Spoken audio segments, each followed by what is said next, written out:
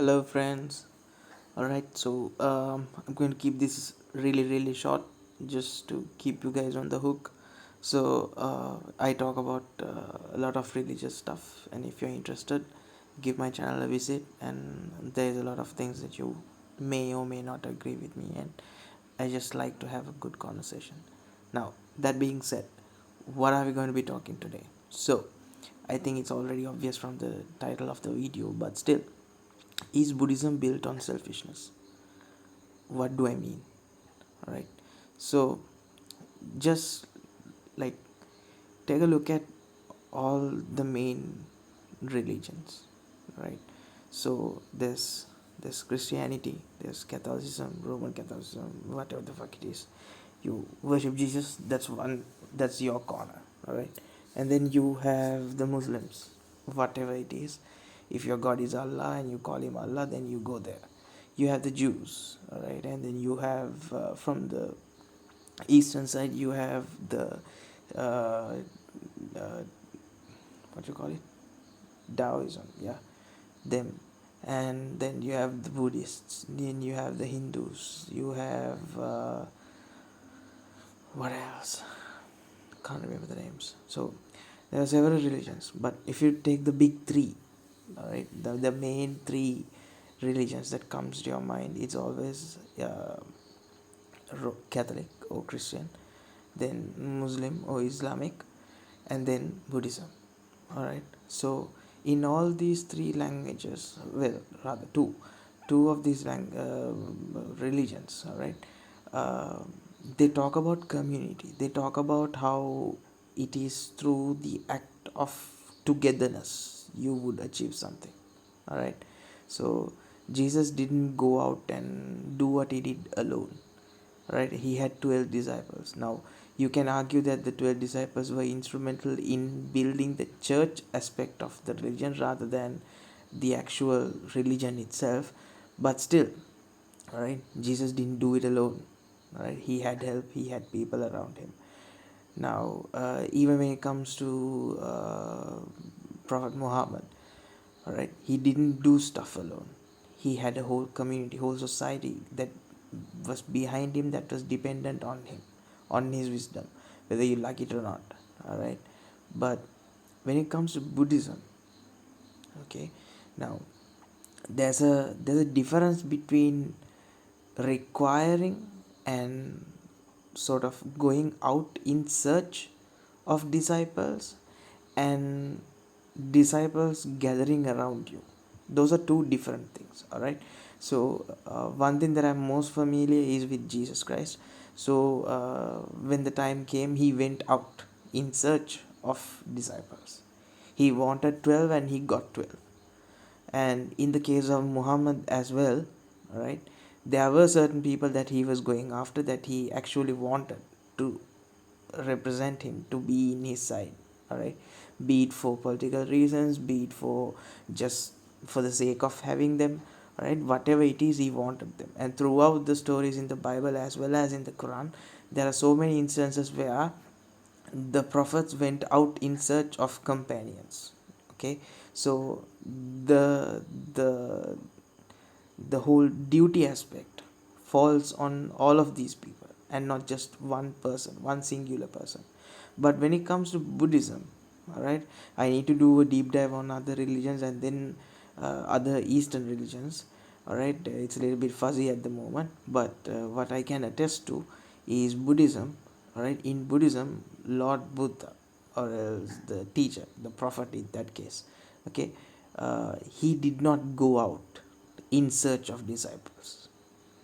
Okay, rather, most people didn't want to go out with him because it all at the moment, at that particular time, it seemed fruitless, and it seemed not to give any sort of what you say, it didn't, the practice of meditating under a tree for a long time until you attain enlightenment was not something that everybody was seeking after. Okay, so many had tried it and to receive nothing, and therefore a lot of trust and effort in that department has departed from that society at that time. So it wasn't a keen, like it wasn't a very attractive endeavor. So nobody actually wanted to do that, and even if they wanted to, they never seeked out, like Lord Buddha didn't go out seeking for them like Jesus did. There are no stories where Lord Buddha went and saw someone and wanted him on his or her side, Lord Buddha's side. There wasn't, other than the fact that he did something like that to save that person from the situation, to show that person a different way, to give that person the the tiniest bit of help that is needed for them to move from one status of living to another. Okay, apart from stories like that, there wasn't any inherent companionship that he wanted from any of those relationships. Okay, so what do I mean? Let me elaborate. So, like, there wasn't an instance where Lord Buddha would see someone and then think, hey, he would help me a lot. Why don't I go and ask him to join me? There was never a moment like that. Okay, it was always either, oh, look at that man, I should help him, and Lord Buddha helps, and now that person follows him, or that person directly came to him to follow. Okay, or else something that Lord Buddha did or say made that person realize something deep, and it converted that person, and now that person follows him. So it is a very lonely and very self-centered, I'd use the word selfish, okay, very self-centered way of having your belief. And it never in the grandest way requires you to have a community, requires you to have companionship within the teaching, within the foundation itself. Okay, now the philosophy and the religion itself, they are against the teachings or else the understanding of selfishness and being self-centered. Those things are not positive within the religion, but still it is harder to deny the fact that the way the structure, or the way the what you call it, the way the philosophy has come out is self-centered.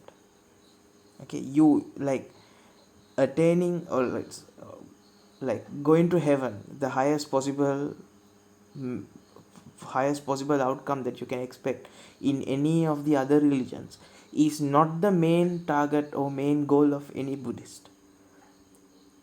All Buddhists, their goal, their mo is to stop being born again, like to attain nibbana. Okay, to attain nibbana.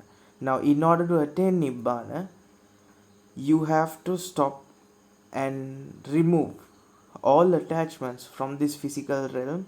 Therefore, your physical body has no reason to remanifest, because they believe in respawning every time you die.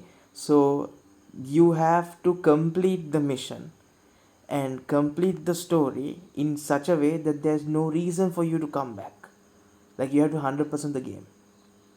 Okay, and so until you do so, you keep on respawning, and heaven or a higher place is just another life, is just another existence where you will accumulate both sin and good deeds, and sin and merits. And if you accumulate sin and merits, that means there's still a reason for you to come back, because you need to satiate the merits that you have received, as well as you have to do penance for the sins that you have committed.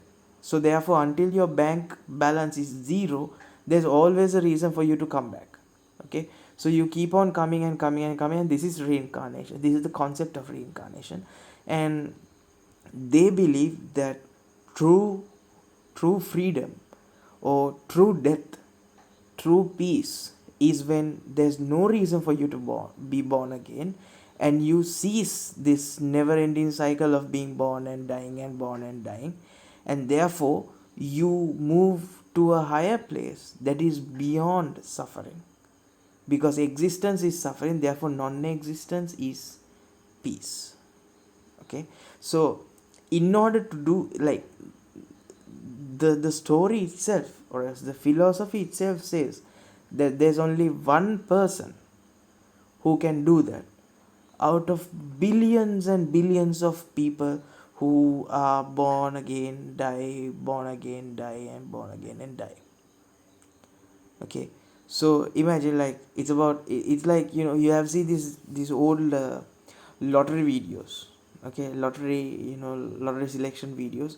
In them you have this big glass ball, and within that you find all these small balls, and something within this big ball turns and all the balls start jumping and going around, and then one ball is selected and they pick that number, and likewise they take 8 balls and then they give the winning number, and whoever has a lottery with that combination of numbers in that exact order wins the prize.